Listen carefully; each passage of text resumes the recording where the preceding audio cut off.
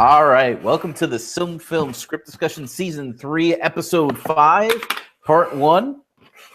We've got a lot of stuff to cover today, and we kind of have a story to create around the creation of Menegroth by the dwarves for the elves who live under Thingol's rule in Doria.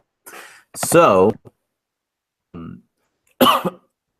real quick, I just want to, in case anybody happens to be watching this and has no idea what I'm talking about, SilmFilm Project is a theoretical adaptation of the Silmarillion to a visual format, that being a long-running television series. It's all theoretical. It's all made up. It's headed up by Professor Corey Olson of president of Signum University, on his podcast, The Tolkien Professor. If you want to get involved, that is probably one of the best places to start. Also on our forums where a lot of the discussion takes place. And of course, you can always comment on these videos if you have any questions at all, or anything like that. If you're watching this not live, but in the future, you will find down below some links with information not only about all that, but also any other people who are involved in the project, people who are doing art, music, costume design, stuff like that. All right. So, hi, Marie. Hi. Why don't we kind of do a quick rundown of what we need to see happen in this episode? Okay, so this episode is focused on the foundation of Menegroth, the underground cave, fortress, palace of the Elves of Doria, and therefore this will be the first collaborative project between the Elves and the Dwarves. The Dwarves and the Elves met, of course, in the last episode, so this is testing out their uneasy alliance and seeing if they can do something together. And because we're in the beginning of the story, the answer is yes, everything is lovely. For the villains, we are going to see Sauron and Thorengwithil meet with Shelob in the barren and desolate home of the spiders and convince them to join his cause. Basically, he promises to feed them. And for the frame, we have Estelle and the Dunedain and Elladan and Elro here, kind of all hanging out. And winter is coming, and we start with the threats to Iriador in that part of the story. So the threats of the winter and the wolves in the Third Age will kind of parallel the threats of Sauron in the First Age here. That's where we're going. And okay. I also want to slip in one scene from the Noldor that we skipped in episode 3, and I don't know if we got away with it yet because I missed that one. But yeah, I do think we were specifically asked not to put the Noldor in this episode. Yep. But I didn't include the scene in the outline in episode 3 where it belonged. Yeah. Yes. So yes. we need that. We need that scene somewhere. So I'm putting it in here until they tell me otherwise. No, they specifically said when it was brought up that they specifically said they didn't want any Noldor stuff in this episode. I know, and I'm telling you that we need to put it somewhere. We didn't manage to get it in episode 3, so I'm putting it here until they tell me to put it back. Okay, fair enough. Sounds good. I am. I will. You can stay out of that one. I'm not going to touch that one. I have been. Well, you'll notice that we've had the podcast where Hakon's ideas kind of got torn to shreds, and we've had the podcast where your ideas got torn to shreds. So I kind of feel neglected and left out here. So I need to, be as obnoxious as possible so that I too can have a podcast where my ideas are torn to shreds. Yes, it's not that my ideas were torn to shreds. It's that Tolkien's ideas and science. Yeah, and the issues you were raising were getting sidelined. So yeah, so I'm going to do the same thing and see what happens.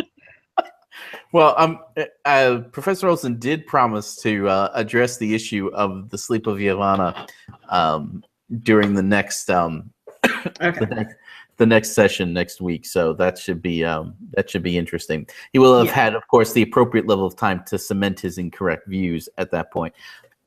It would be nice if you were like taking the time to like consult with other Tolkien scholars to see what they thought about it. But I don't think that has happened. Well, to be fair, this project is kind of the for fun version of what he does for a living. Yes. So I don't think he is interested in putting greater levels of preparation into it than he does already.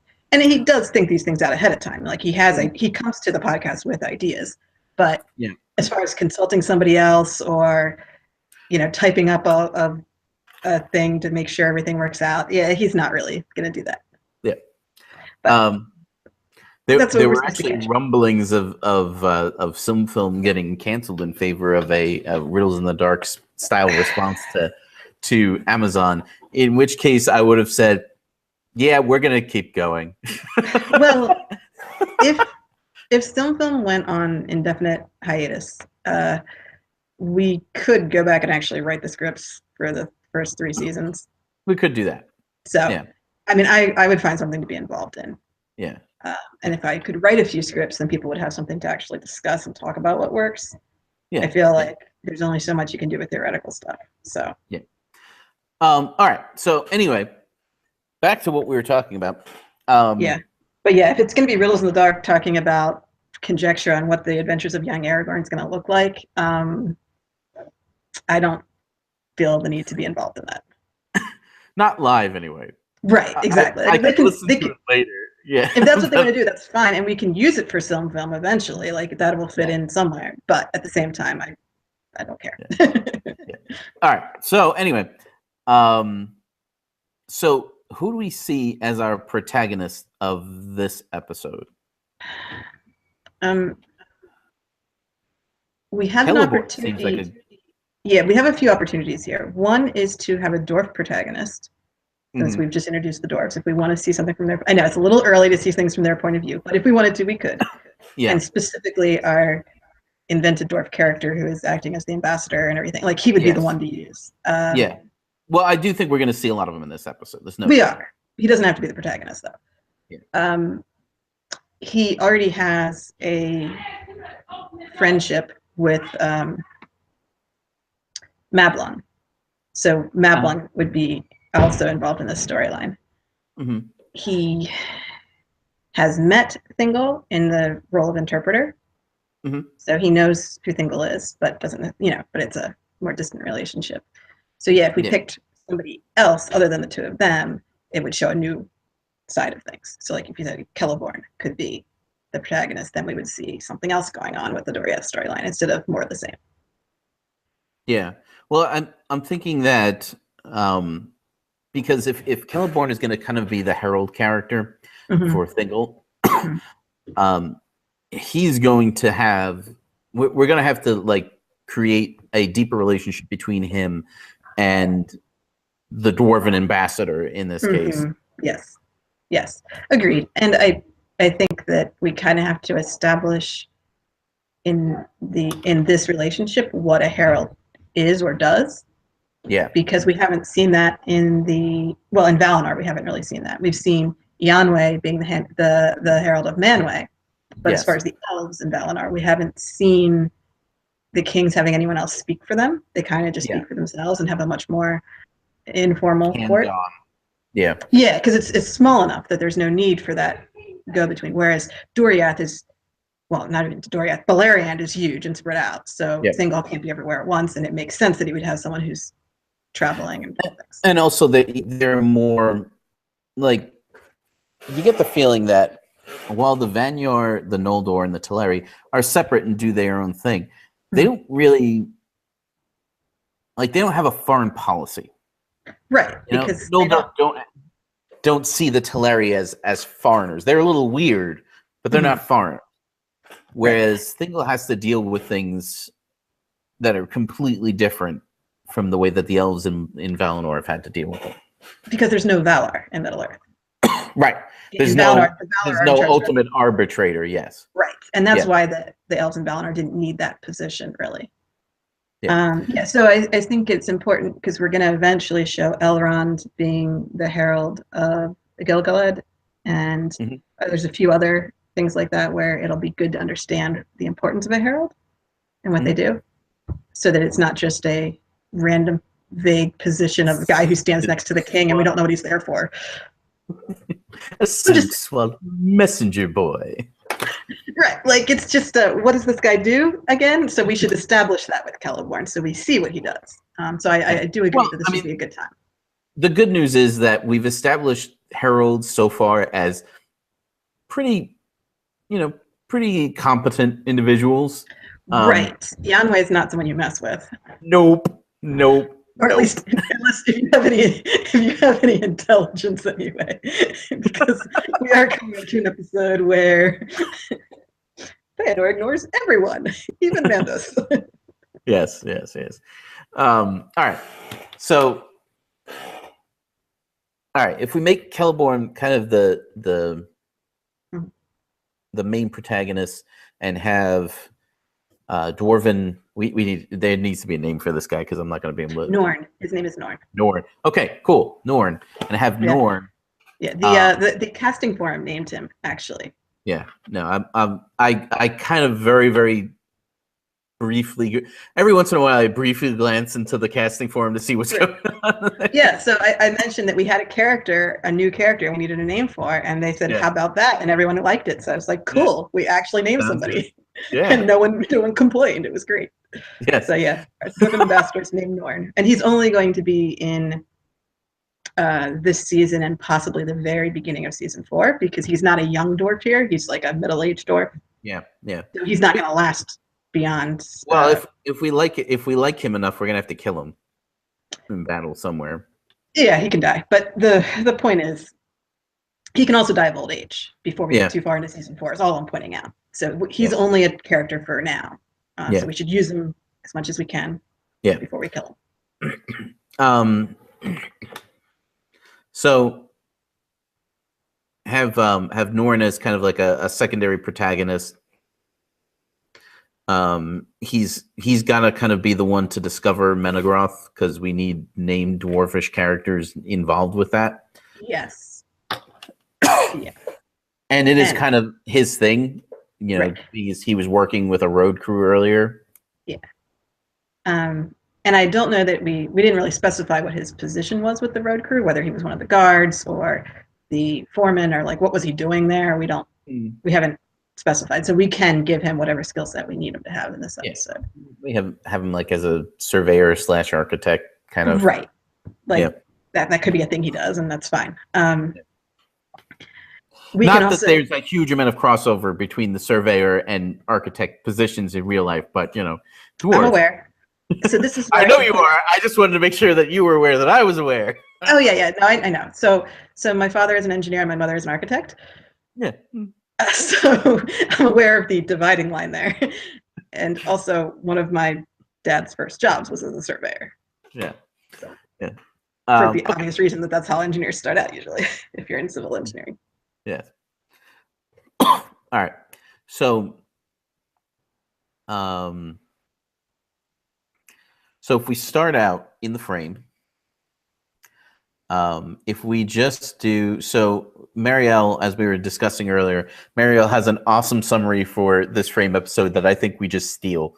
I'm 100% comfortable with that. Yeah, so go ahead and read it off so everyone knows what it is. Yes. First real hints this winter that we failed to mention in the last episode, is unnatural. Estelle and the twins continue along with Halbarad towards the Breelands, hearing the howling of wolves. Estelle clearly dislikes camp life and puts his foot in it, asking why the Dunedain don't have a proper home. Estelle begins to earn some of the younger boys' admiration for his storytelling, but Halbarad Jr. and his friends scorn him as a better nursemaid than a fighter. Estelle overhears them and is furious. Halbarad pulls his son aside and tells him to be patient, that Estelle's forging is not yet done. I like it.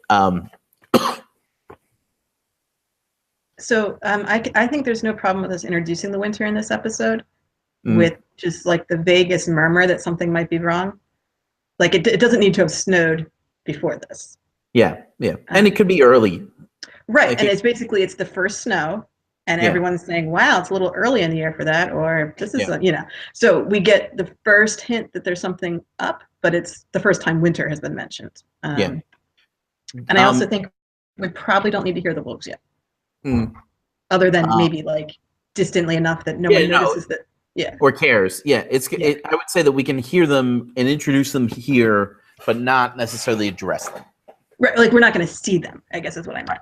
We're not going to see them. I don't even think we need to talk about them. Right. I just meant like there's a wolf howling in the background somewhere and no one comments on it even. So we're just kind of introducing that so we can do something with it next time. This looks like several scenes. Yes. So I think that this is that we're going to have a midpoint dip into the frame here. Yes. At least. Yeah. I mean, if we need more, we can, depending on how the episode is falling, we could go in more. But we need the establishing that the Dunedain are traveling in a caravan kind of situation where they're setting up camps in different places. Yeah. So we need to introduce that concept. We need to obviously have Estelle complain about it. We have to have I think the complaint with the kids and overhear it. Then we have to have Hamilcar have a talk with his dad. Like that's a lot of things that need to happen. Yeah. So I'm thinking that the introduction of camp life and Estelle complaining about camp life is the beginning. Is our tag. Yep. Not tag, our teaser. Teaser. Sorry. Yeah. Beginning. So done. Boom. In the can. All right. Act one. All right. So we need to get into we need to go into our main story here. Yes. So we want to start with Caliburn, presumably, or at least have him get in there quickly. Or so, like somewhere in Act 1. We need Caliburn. I'll tell you what we do need. Okay. We need Beleg to come back, because didn't we send him out? Beleg's already back. It's Celeborn who's not back yet, which is why I brought him up right away. Where did we send? We sent Celeborn off to Círdan? No, he came back from Círdan. Then when we sent Beleg to the west, and we sent Mablung to the east. Right. Beleg met the orcs. Mablung met the dwarves. That was the last 2 episodes. Okay. Yes. When we sent them out, we were also like, well, what's Celeborn doing? So we sent him north. Because the whole thing they were worried about was north. Like they were there was a disturbance in the forest was in the north. So why would they send their scouts out and not send anyone north? So we sent Celeborn north, and he's not back yet. Right. So most likely he got far enough north to have seen something related to Bulldog's group. If Bulldog has sent out scouts to go ahead, he might have seen them. And it's not just we saw some random orcs, but they're destroying things or acting in a way that's very disturbing to Caliburn. So he rushed back to Thingol to tell him about this new threat. Is that a thing that happened in episode 4 that I'm just not remembering? Nope, we haven't done that yet, which is why I'm saying that needs to happen. Now. Okay. Well, because Caliburn was not involved in the negotiations with the dwarves. Okay. Right. Cool. Like, that's the thing is Caliburn has been out off screen for almost 2 episodes now. Well, 1.5. So if we're bringing him back, it should be I was just on a great journey and I learned something, and we'll do a flashback as he narrates to think, oh, what happened, kind of thing. Well, we could go from Estelle complaining about camp life to one of the other elves complaining to Celeborn about how long they've gone. Yes, because they're in the mountains, right? They've got to be. Where else would they be? Yeah. So at this point, the valley north of Doriath is not yet infested with spiders because we haven't got there yet. Yeah. So. It would make sense that if he went north from Doriath, he would have gone over the mountains into Dorthonion. He should be heading. I'm thinking. Gosh, I need a map. I'm thinking that he should be heading towards the that pass where the fens of Sarakar. Oh, let me check which one you mean. All right. Oh, that is way too small. Yeah, I need to get a bigger one here. It's not a large enough image. I need a bigger. Oh yeah, he could be over there. But no, I think that we want to show Tarnafuin not being so scary, or Nandungartheb not being so scary. Like, we want to show something that's going to later be a really scary place, just being a regular forested area. Well, okay. Well, I guess that could be if. Okay, so my question is: do we think that Bulldog traveled north over the mountains of Darthonian, past the mountains of Darthonian before turning south? Do you think that he headed east? Yeah, I have been working under traveling south. Yeah, I have been working under the assumption that Bulldog has gone to the east and is coming south down the non-mountainous area, so he can just kind of sweep through. Right. Okay. So, like Maglar's Gap area. So my question is, how could Celeborn see them? Right. Exactly. In those areas? Yeah. Because we got to make that happen right away. Right. Well, I mean, Celeborn's been traveling for a while, so we can put him anywhere we need him. And Bulldog can send out scouts in various directions, or he could even send a group to go talk to the other orc armies that, whatever. Like, there can be orcs roaming around in the north, all sorts of directions for all sorts of reasons. I guess. I know. We need to kind of figure out what happened, but the main issue is that the obvious thing to have happen here would be for some of Bulldog's orcs to attack a small group of elves or dwarves who flee in panic while their village gets burned or whatever. Like, that's kind of the obvious thing. However, we've been informed on multiple occasions that there are no elves living in the north at all, ever. So we can't really use that until Bulldog is right near Doriath, like in the areas of Balerion that are right close to Thingol's kingdom. Yeah. Or the dwarves can be up there. I mean, it could be a group of dwarves that got attacked, but then it's like, why would Caliburn find them? And the fleeing dwarves are going to go back to their stronghold. They're not going to go to Thingol. It gets a little messy if we try to use the dwarves for this. Right. I mean, if we have him up in Pass of Aglon, I don't know what that is. There's a mountain pass between the Ring of Mountains, and there's like those mountains that go across the top of the river. Where the head of the little galleon is. Yeah.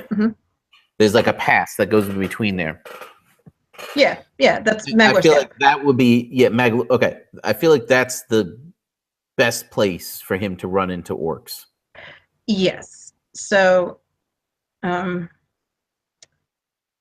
okay. So let's say he went all the way north to Darthonian and was far enough that he could see the peaks of Thangordrum in the distance. Okay. And once he saw that, he's like, ooh, that's new. That wasn't here last time. I better go back and report that to Thingol. So he turns around and decides to make sure he does a sweep of a larger area so he doesn't go back the way he came. He goes back a direction further to the east. And therefore he could, let's see, what's Aluin is over there. He could go visit that on the way back. So we have a landmark for later. And then on his way through what will become Gorgoroth, which right now is just some random mountains, he can see the orcs in the Pass of Aglon. Are we talking about having all of this happen in this episode? Well, only in flashback form, in the sense that this is what Celeborn has been up to. Should we do a travel montage? Sort of. What I'm expecting we're going to do to handle this is Celeborn re-enters Thingol's court, ready to report. And when they sit down to discuss what he saw, he starts telling Thingol, and then we go to like flashbacks of the different things he's saying. Okay. Or just do a whole flashback episode of the travel montage. There's other ways of doing that, though. But it's got to be a condensed form of what has Celeborn been up to. He can't do all that traveling in this episode, obviously. Yeah. So it's like, this is what I was doing while I was off screen last episode. Okay, but the question I have is, other than introducing Caliburn as a protagonist and getting him back to where he needs to be, how does his discovery of the orcs differ, unless he can tell that they're actually marching? Well, when he describes what he saw, Beleg's going to be standing there and going, oh, that's not what I saw. So it's got to be different. It's got to be something bigger. Okay. Right. And the reason to have that in this episode rather than in an earlier one is so that when they discover the caves of Menegroth, like Thingol's people are already thinking defense, and it makes sense. Yeah. He can see like a scouting party of orcs or something like that, but he should also see like the just sheer wake of destruction of an entire army of these things. Yeah. Like you gotta imagine that they leave a trail behind them. Yeah. All right. So let me double check again. All right. So I'm trying to think if there's a tall mountain he could have been standing on, because then that would be like a place that he would have gone for to have, you know, a good view of things. I don't know how tall those mountains are right next to the Pass of Agalon, so I don't know if there's. I mean, we can make a tall mountain in there, I guess. It's just none of them are named, so they're probably not particularly tall. Mount Himring? Oh, Himring is awesome. And Himring has to be tall because it's one of the few mountains in Beleriand that will survive the drowning of Beleriand. So it's on the map of Lord of the Rings as an island off the coast of Middle Earth. So yeah, Himring's tall, and Himring's going to be where Mithras builds his fortress, and it will be the center of the Feanorians' operations for the next age. So if we wanted to introduce Himring now, Celeborn could go up to Himring and see Thangordran from there. Okay. Why don't we take a break real quick? Sure. If you are watching us live, which I think somebody is, Hello. Definitely hang in there. We'll be right back. If you're watching us on YouTube in the future, definitely like and share the videos if you like and want to share them. If you haven't yet, feel free to subscribe. Check out the links below for information like I was telling you about the SilmFilm project, Mythgard Academy / Institute, and Signum University, the Tolkien professor, all the people involved in the SilmFilm project and all that good stuff there. We'll be back in a minute.